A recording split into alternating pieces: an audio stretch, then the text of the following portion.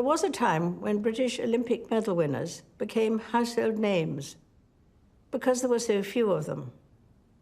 But the 67 medals at this year's Games in Rio and 147 at the Paralympics meant that the GB medalist reception at Buckingham Palace was a crowded and happy event.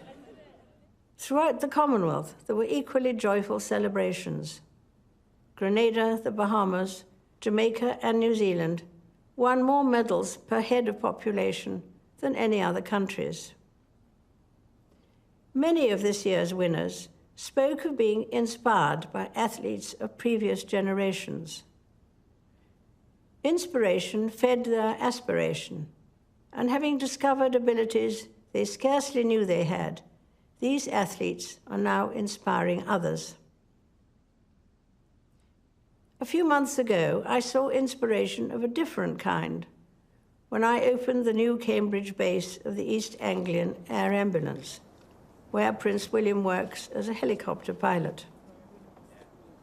It was not hard to be moved by the dedication of the highly skilled doctors, paramedics, and crew who are called out on average 5 times a day. But to be inspirational, you don't have to save lives or win medals. I often draw strength from meeting ordinary people doing extraordinary things.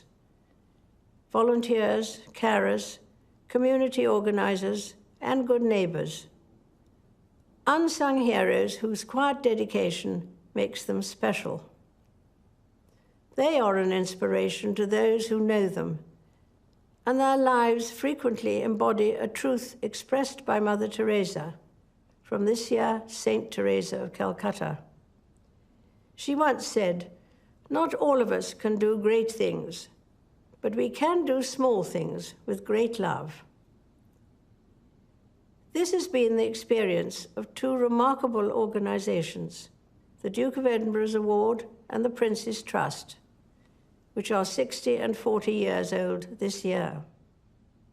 These started as small initiatives, but have grown beyond any expectations and continue to transform young people's lives. To mark my 90th birthday, volunteers and supporters of the 600 charities of which I have been patron came to a lunch in the Mall. Many of these organizations are modest in size, but inspire me with the work they do. From giving friendship and support to our veterans, the elderly or the bereaved, to championing music and dance, providing animal welfare, or protecting our fields and forests. Their selfless devotion and generosity of spirit is an example to us all. When people face a challenge, they sometimes talk about taking a deep breath to find courage or strength. In fact, the word inspire literally means to breathe in. But even with the inspiration of others, it's understandable that we sometimes think the world's problems are so big that we can do little to help. On our own, we cannot end wars or wipe out injustice. But the cumulative impact of thousands of small acts of goodness can be bigger than we imagine. At Christmas, our attention is drawn to the birth of a baby some 2,000 years ago. It was the humblest of beginnings, and his parents, Joseph and Mary, did not think they were important.